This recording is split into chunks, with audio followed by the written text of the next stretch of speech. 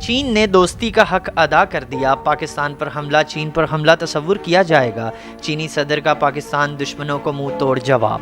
چینی صدر شی جن پنگ نے مسئلہ کشمیر پر پاکستانی موقف کی کھل کر حمایت بھی کی۔ D G I S P R نے سپہ سالار جنرل قمر جاوید باجوہ کا دورہ چین سے متعلق بریفنگ میں بتایا کہ چینی صدر نے یقین دہانی کرائی ہے کہ چین ہر شعبے میں پاکستان کی مدد کرے گا۔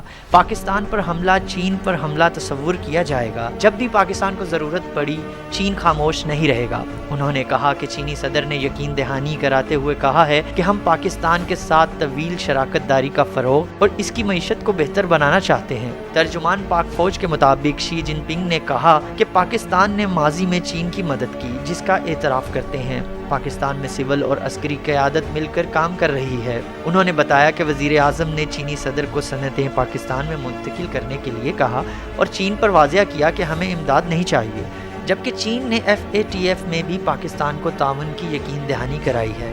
پاکستان کی خود مختاری کے لیے چین تعاون جاری رکھے گا۔